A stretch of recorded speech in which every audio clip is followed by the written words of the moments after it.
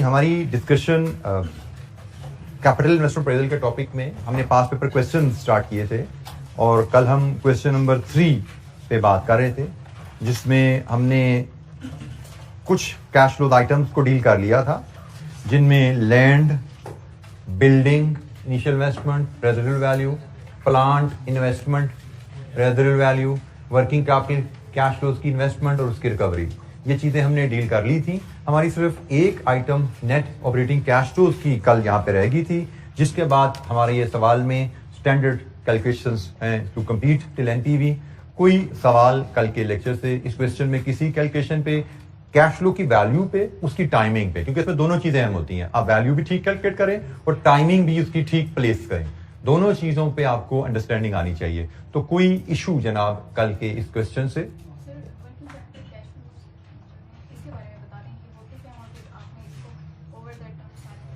बेटा working capital cash flows को हमने थ्रू इलस्ट्रेशंस पहले कवर किया था, आपने वो लेक्चर की अटेंड नहीं किया, होते क्या आप पूछिए मुझसे।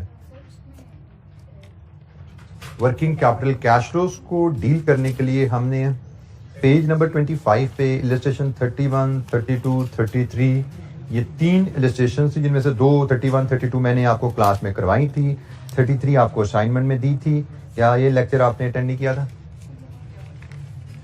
बेटा ये तो देखिए आप गलत बात है कि अब आप मैं इस स्टेज पे अगर आपने लेक्चर अटेंड नहीं किया, you have all the right to ask TSA to me out of classroom.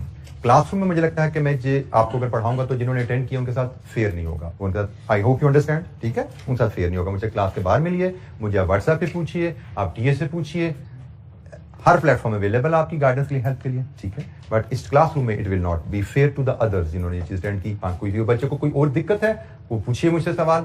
जी बेटा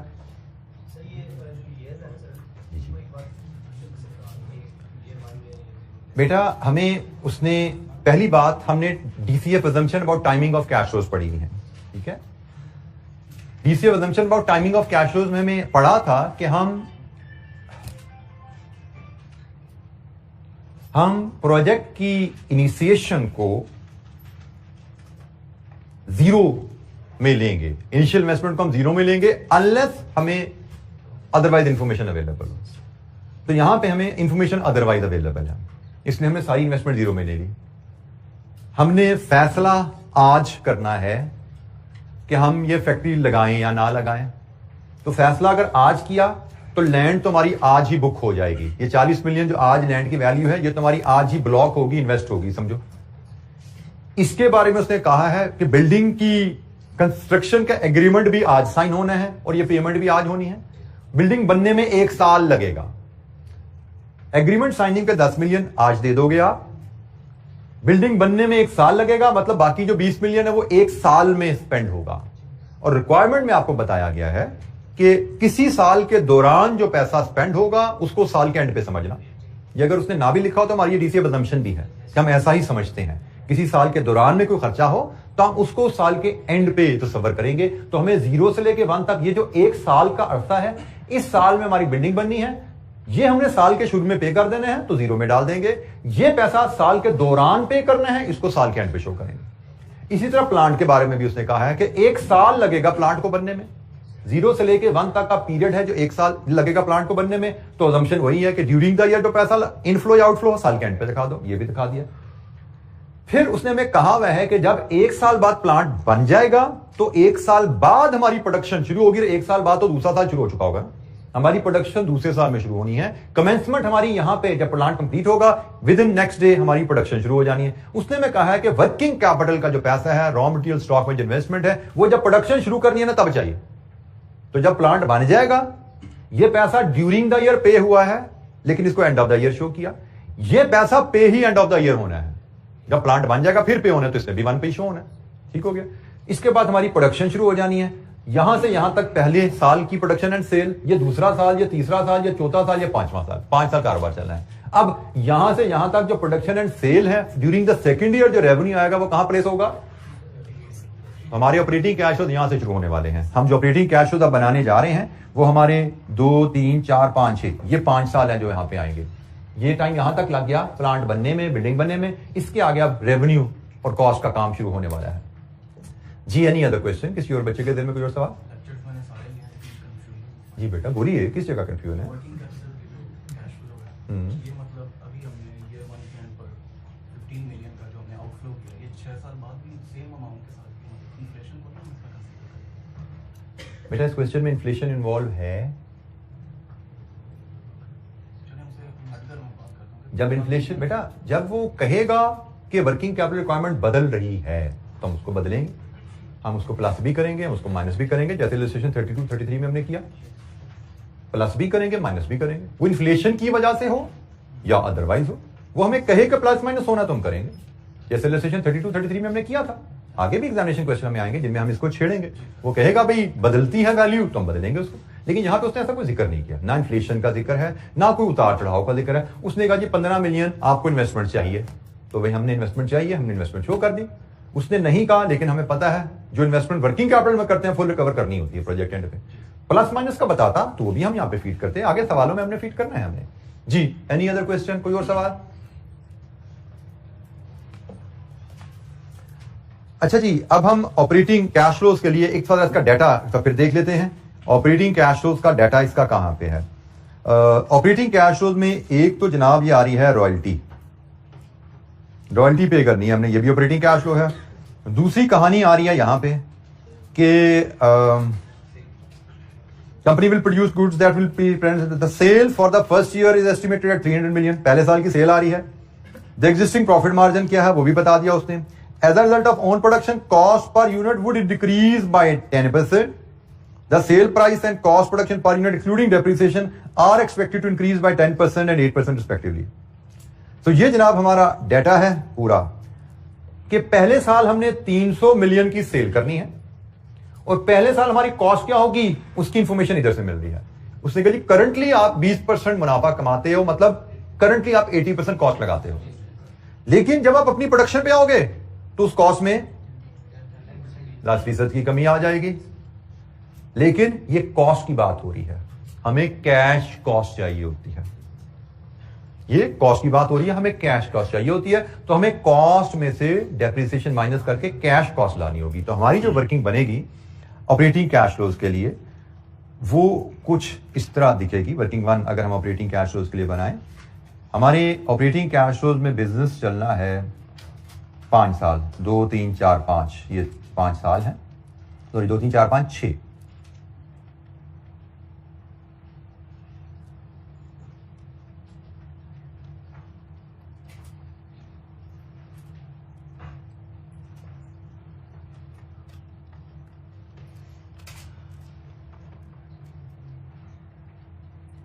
मैंने भी 2 3 4 5 साल कहा, 2 3 4 5 पे गिनती रोक दी। उससे मुझे पुराने अपने टीचर्स की बात याद आ गई। माशाल्लाह बड़े सीनियर टीचर अभी प्रैक्टिसिंग चार्ट अकाउंट है, उनका एक बड़ी एक फनी सी हमारी एक क्लास में एक बात करते होते, तो शुरू में तो मैं समझ नहीं आई, हमने लगा हमें सुनने में गलती लगी है, लेकिन पता लगा नहीं वो बोलते ही ऐसे हैं, वैसे ही कम्युनिकेट कर रहे होते हैं। वो लॉ पढ़ाते थे हमें, उन्होंने कहा जी दिस, मैं एग्जैक्ट मुझे नहीं पता कि this law has 2 fold impact, 1 2 3। समझ नहीं है पहले क्या हो गया, एक दफा हुआ, फिर उससे तीसरा इट हैज 3 फोल्ड इम्पैक्ट, 1 2 3 4। तो ये उनके एक अजीब कॉमन उनकी ये एरर थी, हमेशा कम्युनिकेशन में ऐसे करते थे वो। और शुरू में तो समझ नहीं हुआ के बाद फिर हमें समझ आई, तो हम फिर इसको एंजॉय करते होते थे। बहरहाल तो मैंने भी जैसे कहा जिसके 5 साल हैं 2 3 4 5, तो भाई 6, ये 5 साल के यहाँ पूरे होते हैं।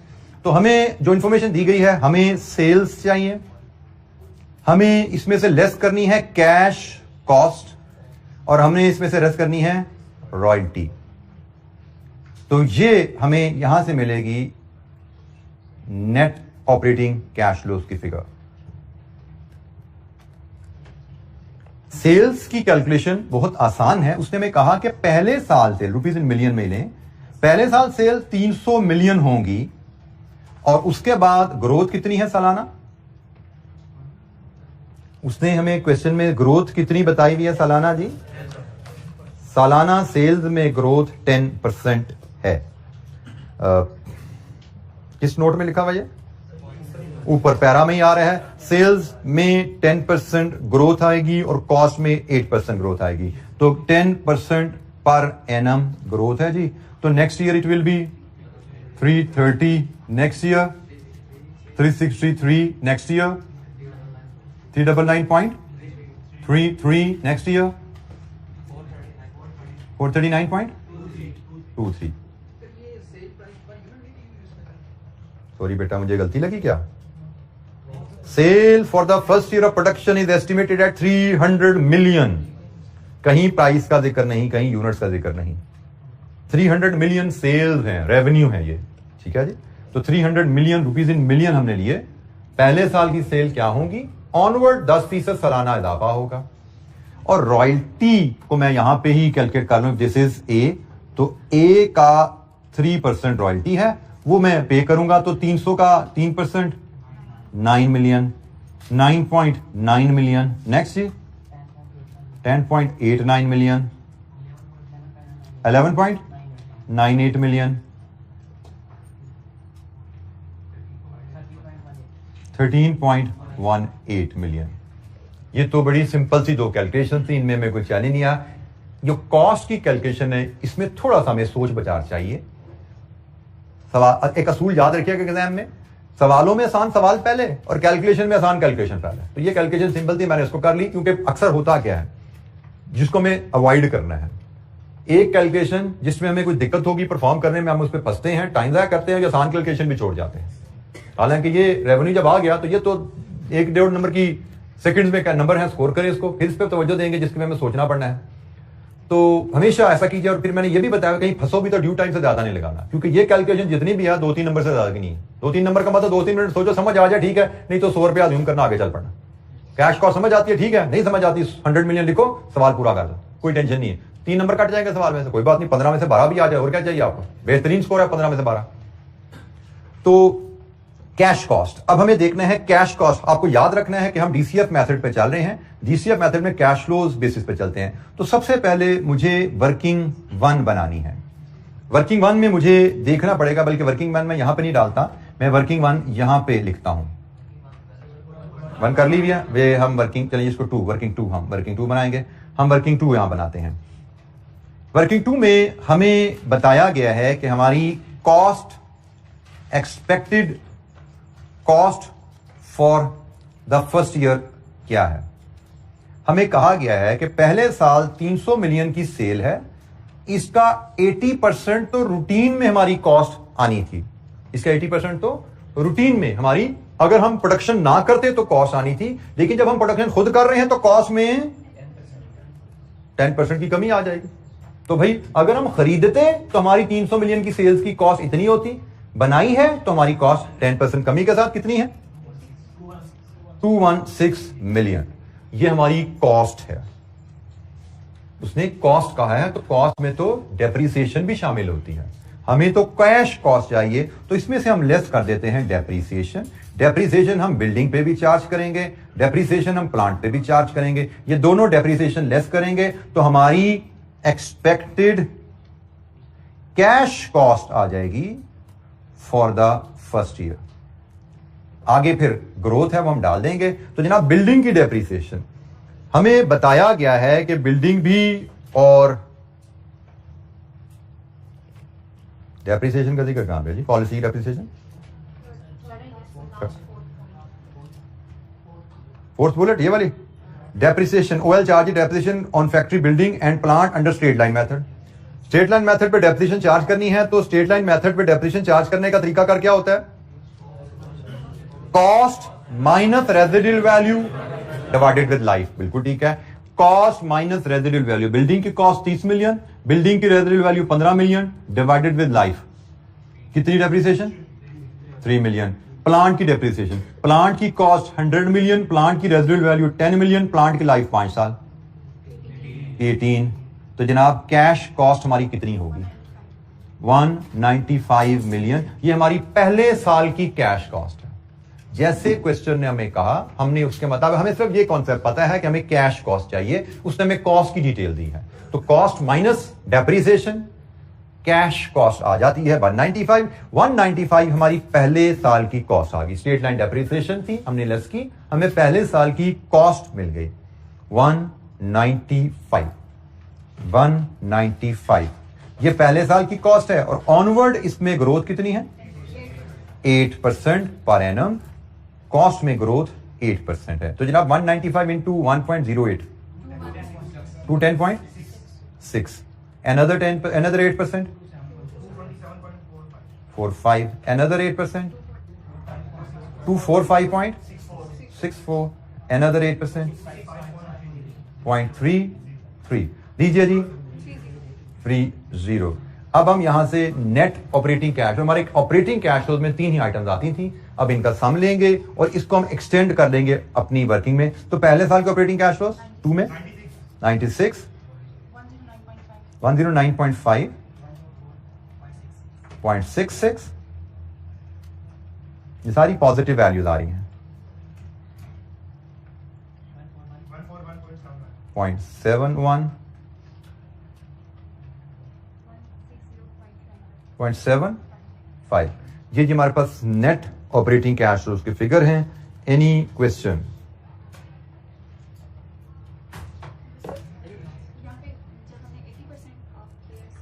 जी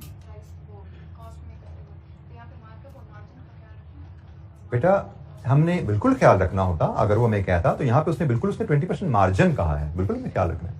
20% मार्जिन है। 20% मार्जिन का मतलब क्या है कि सेल्स में से 20% मुनाफा है, सेल्स में से 80% कॉस्ट है, तो हमने बिल्कुल ख्याल रखा है सेल में से 80% कॉस्ट है। जी एनी अदर क्वेश्चन? अच्छा जी, ये हमारे पास जो फिगर अवेलेबल हैं, इन फिगर्स को अब हम लेके एक्सटेंड करते हैं मेन शीट में, जहां पे हमने पॉइंट आउट किया था, जहां हमें इसको फीड करना है। तो जनाब पहली फिगर है 96, दूसरी फिगर है 109.5, तीसरी फिगर है 124.66, देन 141.77, देन 160.75। ये जो डाटा हमारा कंप्लीट है, इसके आगे हमें कॉलम का टोटल लेना है, 12% के फैक्टर लाने हैं, प्रेजेंट वैल्यू और फिर नेट प्रेजेंट वैल्यू लेनी है। तो हमने यहां से सम करना है कॉलम वाइज और फिर आखिर में हमने प्रेजेंट वैल्यू का सम लेना है। कंप्लीट कीजिए share NPV with me, calculation perform कीजिए और एनपीवी की वैल्यू शेयर कीजिए।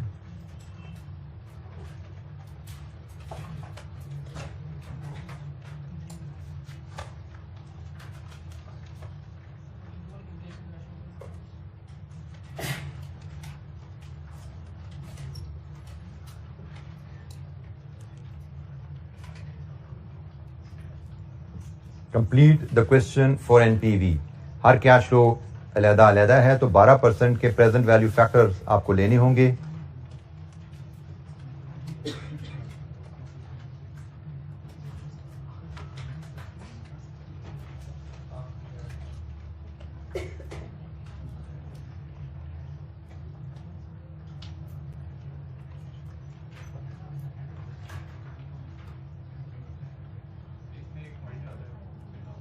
जी बेटा, जी बेटा, मेरी कल उस पॉइंट पे डिस्कशन आपसे ये हो गई थी कि फाइनेंसिंग कैश फ्लोज को हमने शामिल अपने एनालिसिस में नहीं करना होता। लोन लेना, लोन पे करना, लोन पे इंटरेस्ट पे करना, ये सारे आपके फाइनेंसिंग कैश फ्लोज हैं। इन्वेस्टमेंट अप्रेजल में हम सिर्फ इन्वेस्टिंग कैश फ्लो देते हैं, कैपिटल इन्वेस्टमेंट के और वर्किंग कैपिटल इन्वेस्टमेंट के और ऑपरेटिंग कैश फ्लो देते हैं। फाइनेंसिंग कैश फ्लोज हम अपनी कैलकुलेशन में नहीं लाते। हमें कहीं आईकैप के सोल्यूशन में एक आध जगह ये गलती नजर आएगी, हमने इसको अवॉइड करना है, ठीक है। इस क्वेश्चन में जैसे this is an error, investing cash flows आईकैप ने लोन की वसूली और लोन की रीपेमेंट डाली हुई है। इंटरेस्ट कैश फ्लोज उसने नहीं लिए, लेकिन उसने लोन के प्रिंसिपल के कैश फ्लोज अपनी वर्किंग में डाल दी हैं, विच इज एन एरर, ठीक है। तो हमने फाइनेंसिंग कैश फ्लोज के बारे में याद रखना है, हमने फाइनेंसिंग कैश फ्लोज को शामिल नहीं करना। इसीलिए मैं आपको बार बार जो एडवाइस भी करता रहता हूं, आल्दो ये बहुत कम होता है कि आईकैप के सोल्यूशन में एरर्स हमें मिले, लेकिन बहरहाल 2000% चांसेस ही एरर मिल जाती हैं। और जब आप अपना दिमाग अप्लाई किए बगैर सोल्यूशन पढ़े होते हो, तो आप फिर उसको जज नहीं कर पाते कि क्या ये गलती है या आपको समझने में गलती लग रही है। आप जज नहीं करते और आप समझते हो यकीनन ये सोल्यूशन ठीक होगा, आप उसको उसी तरह याद करने की कोशिश करते हो ऑन द अजम्पशन के शायद क्लास में सर ने ये चीज स्किप कर दी होगी, तो अब ये यहाँ पे कोई नई चीज मिल गई है, मैं सीख लूं इसको। तो जरूरी नहीं कि वो चीज नहीं हो, वो चीज गलत भी हो सकती है। तो अगर आपने नोट्स पढ़े होंगे, आपको ये पता होगा कि फाइनेंसिंग कैश फ्लोज को हमने इन्वेस्टमेंट अप्रेजल में नहीं लेना, फिर वो सोल्यूशन आप देखोगे तो आप समझ जाओगे ये गलती है। लेकिन अगर ये नोट्स पढ़े बगैर सोल्यूशन देखोगे तो आपको लगेगा शायद सर ने स्किप कर दी थी बात, ये तो हमें तो क्लास में सर ने सॉल्व में नहीं कराई थी, सर से मिस होगी। तो इसको भी ऐसे करना होता है, आप उसको सीखने की कोशिश करोगे। तो ये इसीलिए मैं बार बार कहता हूं कि सोल्यूशन खुद पहले अटेम्प्ट किया करो, फिर एग्जामिनर सोल्यूशन से कंपेयर किया करो, पहले नोट्स पढ़ा करो, नोट्स के मुताबिक सॉल्व किया करो जी। Any question? क्या एनपीवी आ रही है यहां से? 271.42 271.42 लीजिए जी। हमसे सिर्फ एनपीवी ही कैलकुलेट करने को कहा गया था, तो हमने एनपीवी कर दी। वो हमसे पूछता एवेल्युएट करो, तो हम बता देते एनपीवी पॉजिटिव है, प्रोजेक्ट इज फीजिबल, हम एक जुमला और इसके नीचे लिख देते। बट फिलहाल हमसे सिर्फ एनपीवी की बात की गई थी, हमने निकाल दी। Any question? कोई सवाल जी बेटा?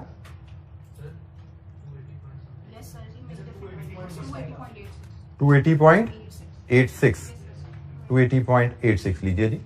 तो कैलकुलेशन को मैंने पहले भी एक यकीन ये बात बोली होगी, ध्यान से कैलकुलेशन परफॉर्म किया कीजिए। बात किस तरह की हम जिसको अनफोर्स एरर कहते हैं, गलतियां कर जाते हैं और हम 1-2 नंबर ऐसे लूज कर जाते हैं। तो एग्जाम में हमें पता है एक नंबर मैटर कर रहा होता है, एक नंबर करके 2-4 नंबर हमने लूज किए, तो अक्सर बच्चे तो 1 नंबर से भी फेल हो जाते हैं। लेकिन हम एक करके केयरलेसनेस की वजह से 3-4 नंबर लूज कर जाते हैं बाज का, और हमारा अच्छा खासा पेपर जो है वो पास से फेल में कन्वर्ट हो जाता है। वी नीड टू लर्न कि हम ध्यान से काम करने की आदत डालें जी। Any question? कोई सवाल? अच्छा, ये क्वेश्चन और देखते हैं। क्वेश्चन नंबर 6, इसमें हमारे पास काफी ज्यादा पास पेपर के क्वेश्चन अवेलेबल हैं, शॉर्ट क्वेश्चन भी हैं, लॉन्ग क्वेश्चन भी हैं। तो हम क्वेश्चन नंबर 6 पे जाते हैं जी। It is cloudy company limited, autumn 17 का क्वेश्चन है ये। रिक्वायरमेंट है compute IRR, internal rate of return of the new plant, and advise whether CCL should introduce D44, assume that all cash flows will arise at the end of the year unless stated otherwise। या फिर बोल दूं, जिसमें जुमला ना भी लिखा हो, हमें पता है ऐसा ही होता है। ये जुमला कोई जरूरी नहीं था लिखना, हमने ये बुक में ये चीजें पढ़ी हुई हैं कि this is how we should deal. तो IRR कैलकुलेट करना है जी। Let's read the question. Cloudy company limited manufactures and sells specialized machine X85। A newer version of machine is gaining popularity in the market and CCL is therefore considering to introduce a similar version, that is D44. Detailed research in this respect has been carried out during the last 6 months at a cost of 3.25 million. Company currently एक product DX85 बेचती है, उसका नया version D44 market में आ चुका है। Company ने research करके 3.25 मिलियन स्पेंड कर दिया जस्ट टू असेस कि इसकी कंपनी इस प्रोडक्ट की पॉपुलैरिटी क्या है। The related information is as under. The initial investment in the new plant for the manufacturing of D44 would be 450 million, including installation and commissioning of the plant. Projected production and sales of D44 are as follows. Number of units में data given है जी, 4 साल चलना है ये plant. Sales volume of X85 in the latest year was 30,000। जो साल गुजरा उसमें X85 में 30,000 बेचा था। It is estimated that introduction of D44 would reduce the sale of X85 by 2,000 units every year। हर साल हमारा X85 2,000 यूनिट्स उसकी सेल कम होती जाएगी। Estimated selling price and variable cost per unit of D44 in year 1 is estimated at 40,000 and 32,000 respectively. The contribution margin on X85 in year 1 is estimated at 5,500 units. Fixed costs in the year 1 are estimated at 45 million. However, if the new plant is installed, these costs would increase to 75 million. हमारे पास एक plant already X85 का चल रहा है, ठीक है। तो उसने कहा जी X85 के हिसाब से तो फिक्स्ड कॉस्ट एक्सपेक्टेड है अगले साल 45, लेकिन अगर नया प्लांट लगा लिया तो ये कॉस्ट इंक्रीज टू 75 पे चली जाएगी। ये ख्याल रखना है, इंक्रीज बाय डिफरेंस होता है, ठीक है। उसने कहा जी 45 से 75 पे चली जाएगी, मतलब 30,000 से 30 मिलियन से बढ़ जाएगी। Impact of inflation on selling price, variable cost and fixed cost would be 10% for the both machines and plants.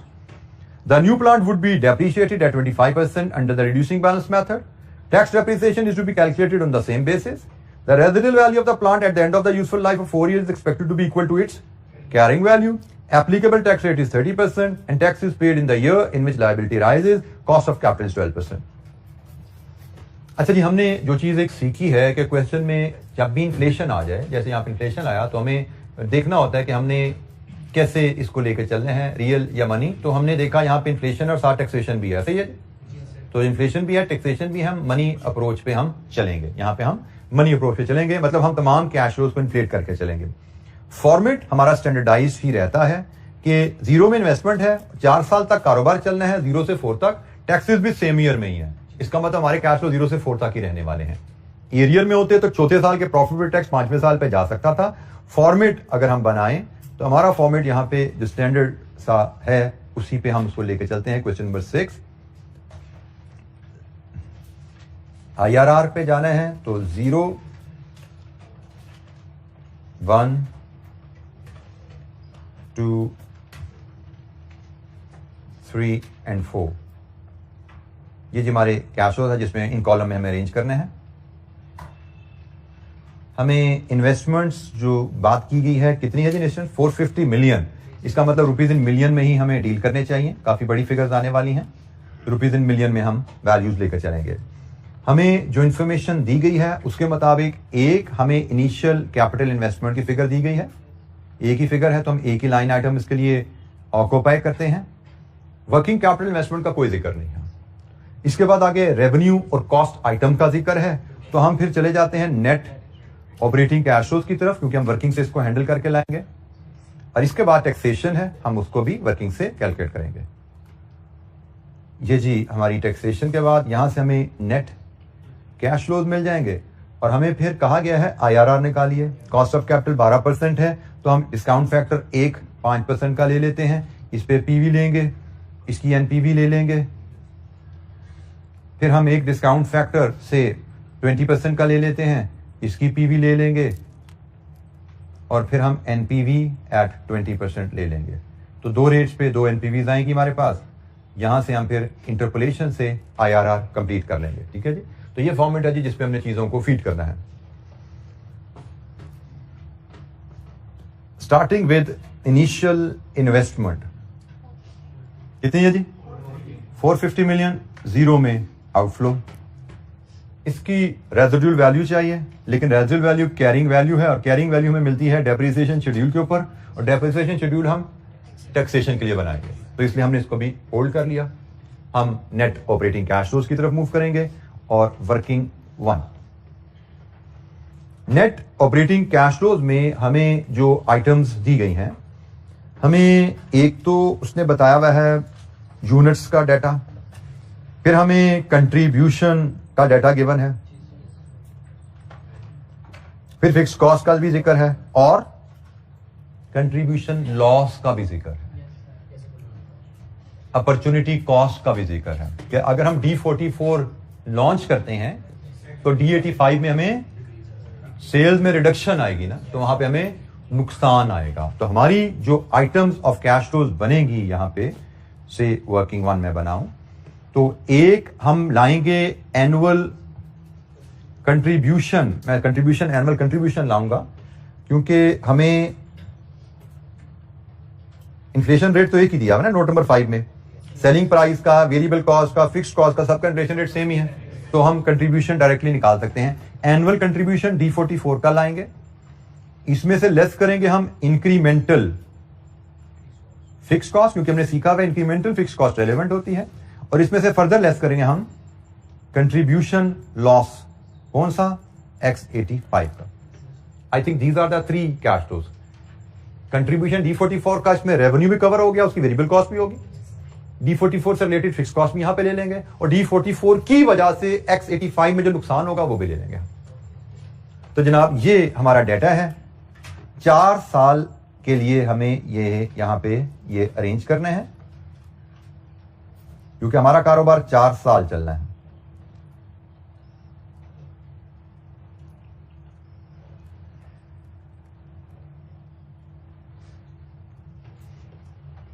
Annual contribution working 1.1।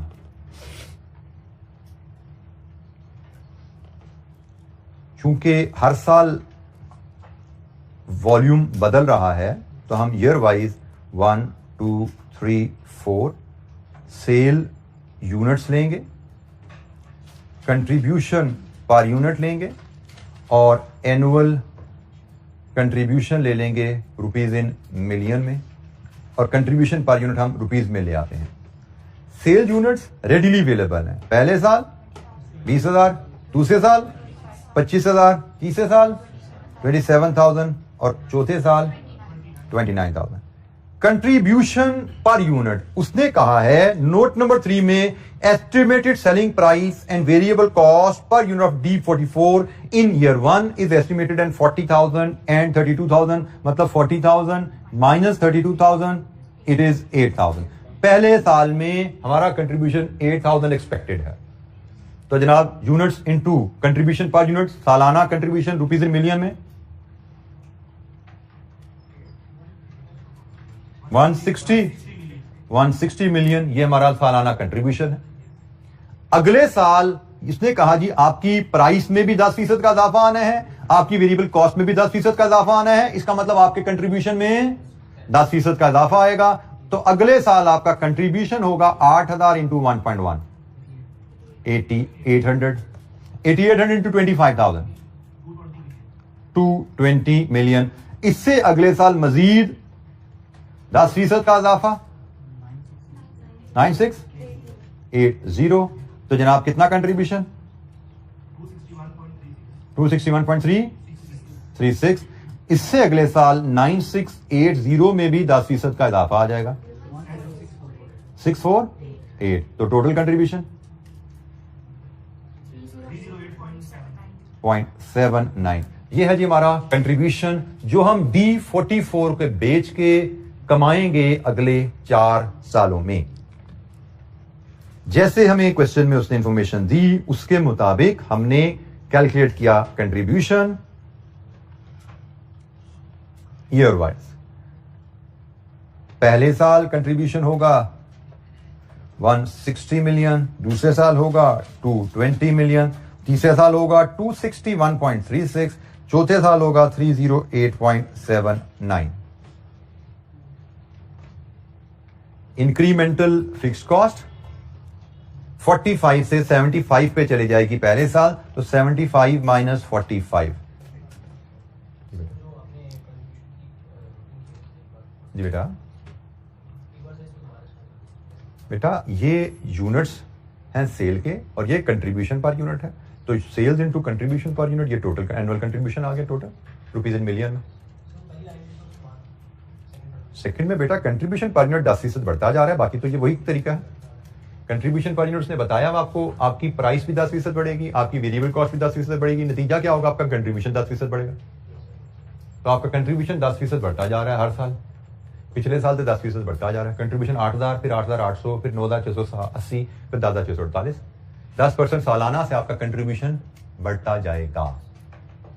आप इसको कंट्रीब्यूशन में इजाफा डाल दो या आप इसको इस तरह कहो कि भाई प्राइस मेरी 10% बढ़ेगी, मेरी वेरिएबल कॉस्ट 10% बढ़ेगी, कितनी बनती है 35,200। कंट्रीब्यूशन क्योंकि प्राइस में और वेरिएबल कॉस्ट में इजाफा सेम है, प्राइस में और वेरिएबल कॉस्ट में इजाफा सेम है, इसलिए मैंने इसको कंट्रीब्यूशन में इजाफा डाल दिया। अगर दोनों में इजाफा फर्क होता तो मैं प्राइस को बढ़ाता, वेरिएबल कॉस्ट को बढ़ाता, नया कंट्रीब्यूशन निकालता। ये ख्याल रखना है जी। कंट्रीब्यूशन हमारे पास आ गया। अब हमने कहा जी incremental fixed cost. Incremental fixed cost के बारे में उसने में कहा है कि पहले साल में 45 मिलियन की होनी है। अगर हम प्लांट नहीं लगाते, नया प्लांट लगाएंगे तो 75 पे जाएगी। इसका मतलब नए प्लांट की वजह से एडिशनल कॉस्ट इज 30। और ऑनवर्ड वो कह रहा है कि भाई 10% पर एनम इंक्रीज है। तो क्योंकि इसमें बहुत ज्यादा यूनिट्स पर यूनिट इन्वॉल्व नहीं है, हम इसको यहीं इसी तरह मैनेज कर लेंगे। इसके बाद इन्फ्लेशन 10% पर एनम है। तो जनाब नेक्स्ट 33, नेक्स्ट 36.30, 39.93। ये जी फिक्स कॉस्ट भी हमारी डील होगी। एनी क्वेश्चन, कोई सवाल?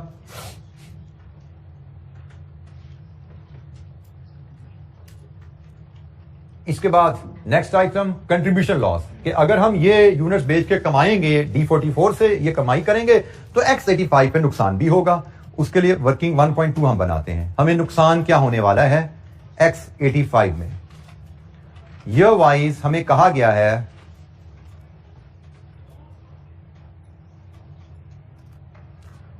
कि अगर हम D45 लाते हैं तो सालाना सेल हमारी 2,000 से कम होती जाएगी। मतलब पहले साल में 2,000 का नुकसान, दूसरे साल में 4,000 का नुकसान, तीसरे साल में 6,000 का नुकसान और चौथे साल में 8,000 यूनिट का नुकसान। सालाना सेल हमारी 2,000 से कम होती जाएगी। पहले साल हम 2000 यूनिट X85 का नहीं बेच पाएंगे अगर D44 लाते हैं। दूसरे साल हम 4000 यूनिट्स नहीं बेच पाएंगे X85 के। तीसरे साल मजीद 2000 का नुकसान होगा। चौथे साल मजीद 8000 का नुकसान हो जाएगा। और हमें कहा गया है कंट्रीब्यूशन पर यूनिट जो X85 का है, कंट्रीब्यूशन पर यूनिट जो X85 का रुपीज में है, कितना है जी वो? उसने कहा जी पहले साल वो 5500 होगा, ऑनवर्ड इसमें भी 10% इजाफा आता जाएगा। कितना हो जाएगा जी दूसरे साल? 6050, फिर 6050 पे मजीद 10% इजाफा, 6655, फिर इसमें मजीद इजाफा 7321। लीजिए जी टोटल कंट्रीब्यूशन लॉस हमारा रुपीज इन मिलियन में कैलकुलेट कर लीजिए, क्या है? 11 मिलियन, 24.2 मिलियन, 39.93 मिलियन, 58.57 मिलियन। ये जी लॉस ऑफ कंट्रीब्यूशन है कि अगर हमने D44 लॉन्च किया तो D44 लॉन्च करने के नतीजे में हमें X85 में इतना नुकसान भी होगा। सो अपॉर्चुनिटी कॉस्ट का कॉन्सेप्ट है कि हम एक प्रोडक्ट लॉन्च करेंगे तो उसी प्रोडक्ट में उसकी वजह से नुकसान आएगा, तो ये भी रेलेवेंट कैश फ्लो है क्योंकि D44 को लॉन्च करने की वजह से ये नुकसान आ रहा है, तो ये भी रेलेवेंट है। D44 की कमाई आएगी तो D44 X85 में से ये माइनस भी होगा, फिर ये दोनों लाजिम व मलजूम है। जी बेटा, जी बेटा, बेटा वर्किंग में फिलहाल आपको एक्सप्लेन करने के लिए इनिशियल स्टेजेस पे मैं डिटेल में चला जाता हूं ताकि आपको वर्किंग बेहतर अंदाज में समझ आ जाए, कैलकुलेशन की लॉजिक क्लियर हो जाए। एग्जाम में हमारी अप्रोच यही रहेगी, स्मार्ट वर्किंग।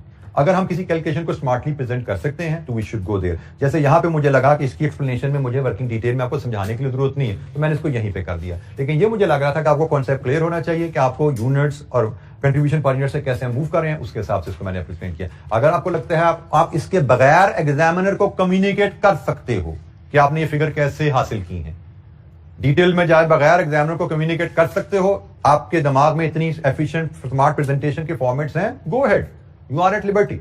लेकिन एग्जामिनर को पता लगना चाहिए कि आपने किस असूल के तहत ये वैल्यूज, किन वैल्यूज को यूज करके ये वैल्यूज डिराइव की हैं। ठीक है, मतलब there is no hard and fast formats and guideline के वर्किंग इस फॉर्मेट में ऐसे प्रेजेंट करनी है। आप स्मार्ट वर्किंग पे भी जा सकते हैं, आप डिटेल वर्किंग पे भी जा सकते हैं। स्मार्ट वर्किंग इज प्रेफरेबल, मैं उसको प्रेफर करता हूं, लेकिन यहां पे मैं बोर्ड पे बात का डिटेल वर्किंग में इसलिए जाता हूं ताकि आपको कैलकुलेशन की लॉजिक तरह बेहतर अंदाज में अंडरस्टैंड हो जाए। With the passage of time मैं यहां पे भी ज्यादा अक्सर स्मार्ट वर्किंग पे चला जाया करूंगा, और आपको तो कोशिश करनी ही करनी है कि एग्जाम तक जाते जाते जितना स्मार्टली चीजों को प्रेजेंट करना सीखिए उतना बेहतर है। और उसके लिए आपके लिए बेस्ट गाइडलाइन ये सोल्यूशन है आईकैप के, कि आप किस हद तक अपनी वर्किंग को श्रिंक कर सकते हो, आईकैप के सोल्यूशन से समझ लिया करो। ठीक है, लेकिन आईकैप के सोल्यूशन से आप वर्किंग को श्रिंक करना तभी समझोगे जब वर्किंग की लॉजिक आपको पता है। अगर आप आईकैप की वर्किंग को समझने की कोशिश करोगे विदाउट द लॉजिक तो इसकी वर्किंग बाद का आपको समझ नहीं आती है, वैल्यूज आई कहां से, बाद का आपको नहीं समझ आती। तो उसके लिए जरूरी है कि आपको कॉन्सेप्चुअल बैकग्राउंड आपका अच्छा हो। तो मैं कोशिश कर रहा हूं कि आपकी कैलकुलेशन का बैकग्राउंड हम यहां पे अच्छा बिल्ड करते जाएं, बाकी वर्किंग आगे स्मार्ट कर लेंगे, कैलकुलेशन की लॉजिक हमें पता हो तो। अच्छा जी, कंट्रीब्यूशन लॉस। जी बेटा,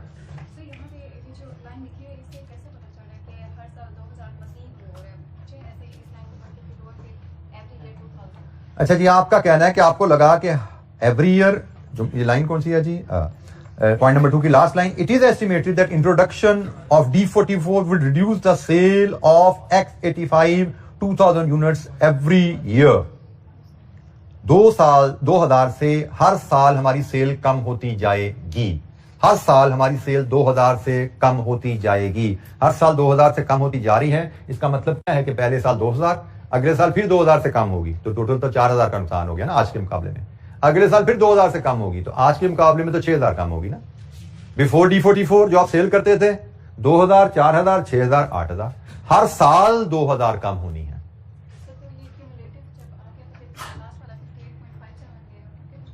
बेटा 8000 यूनिट्स अब नहीं बेचोगे 4 साल बाद तो उस पर नुकसान आपको इतना ही आएगा। ये 1 साल का नुकसान है, ये चौथे साल का नुकसान है, ये पहले साल का नुकसान है, ये दूसरे साल का नुकसान है, ये तीसरे साल का नुकसान है, ये चौथे साल का नुकसान है। कि अगर आप मैं यहां पे जरा वैल्यूज लिख लूं, फिर मैं इसको एक्सप्लेन आपको मजीद इसको रिलेट करता हूं। अगर हम पहले साल ये यूनिट्स बेचेंगे तो X85 में हमें इतना नुकसान होगा, दूसरे साल हम इतने यूनिट्स बेचेंगे तो X85 में हमारा नुकसान बढ़ के इतना हो जाएगा, तीसरे साल जब इतने यूनिट्स बेचेंगे हमारा नुकसान बढ़ के यहां पे चला जाएगा, चौथे साल जब इतने यूनिट्स बेच के D44 में हम कमाई करेंगे हमारा नुकसान बढ़ के 58.57 पे चला जाएगा। हर गुजरते साल के साथ X85 की पॉपुलैरिटी कम होती जा रही है। ये हर साल का अलग-अलग हिसाब बन रहा है बेटा।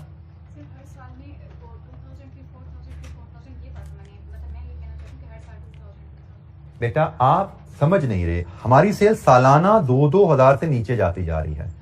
मतलब मैं अगर ये D44 नहीं बनाता तो मैं बेचूंगा ईयर 1 में 2,000 एक्स्ट्रा, ईयर 2 में 4,000 एक्स्ट्रा, ईयर 3 में 6,000 एक्स्ट्रा, ईयर 4 में 8,000 एक्स्ट्रा।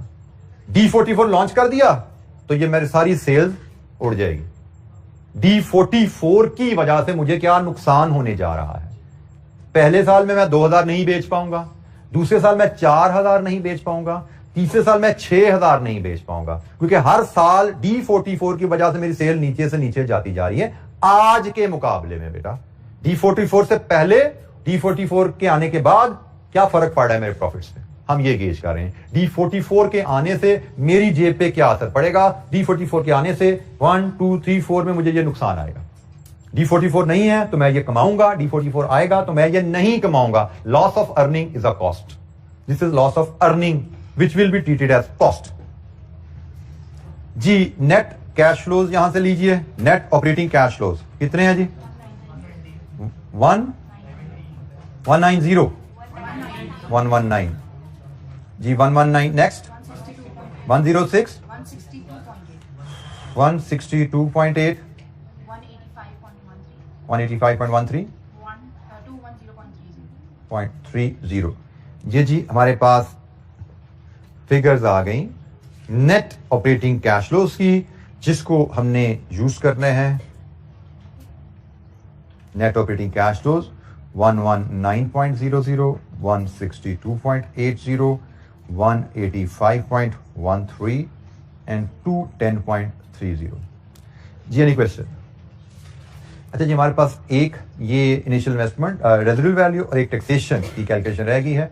टैक्सेशन के लिए मैं आपको फॉर्मेट में एक्सटेंड कर रहा हूं, आपको ये खुद पॉपुलेट करके घर से लाना है। कोई दिक्कत होगी तो कल हम डिस्कस करेंगे और आगे चलेंगे। आपको जो होम असाइनमेंट में काम करना है, यहां से आपने लेस करनी है डेप्रिसिएशन, यहां से आपको मिलेगा टैक्सेबल प्रॉफिट और इस पे आप कैलकुलेट करेंगे टैक्स। क्या रेट है टैक्स का? 30%। ये आपका फॉर्मेट है जी। यहां पे आपने और टैक्स डेप्रिसिएशन के लिए वर्किंग 1.1 1.2 बना चुके हैं। वर्किंग 1.3 आपकी जो बनेगी, जिसमें से आपने रेजिडुअल वैल्यू भी लानी है। वर्किंग 1.3 एक कॉलम टैक्स डेप्रिसिएशन का, एक कॉलम ईयर का। 1 2 3 4 आपको याद होना चाहिए। हमें उसने जो बताया है कि रिड्यूसिंग बैलेंस डेप्रिसिएशन कैलकुलेट होनी है। हम यहां पे टोटल डेप्रिसिएशन कैलकुलेट करते हैं, फिर हम कॉस्ट लेके आते हैं, हमें यहां से WDV भी मिलती है। और हमें जो बताया गया है, ये जो WDV है, जिसको कैरिंग वैल्यू भी कहा जा रहा है, ये हमारी रेजिडुअल वैल्यू भी रहेगी। यहां से आपको टोटल डेप्रिसिएशन, ये आपकी 4 डेप्रिसिएशन यहां से जाएंगी, 1 2 3 4, और यहां से ये कैरिंग वैल्यू भी आपको निकालनी पड़ेगी ताकि आप अपने रेजिडुअल वैल्यू में फीड कर सकें। तो ये फॉर्मेट है, इसको पॉपुलेट करके आप IRR तक, यहां तक आप इसको लेके जाएंगे। सवाल को इंटरपोलेशन की मदद से IRR तक लेके जाएंगे। इस सवाल को कंप्लीट करना इज योर असाइनमेंट। मैं IRR का फार्मूला भी आपके लिए फीड कर देता हूं। IRR is lower an rate plus NPV at low rate over NPV at low rate plus minus NPV at higher rate minus low rate. So मुझे final ये IRR का आंसर आपसे कल चाहिए। कोई दिक्कत होगी हम उसको डिस्कस करेंगे और नेक्स्ट क्वेश्चन पे मूव करेंगे। Thank you very much. अस्सलाम वालेकुम।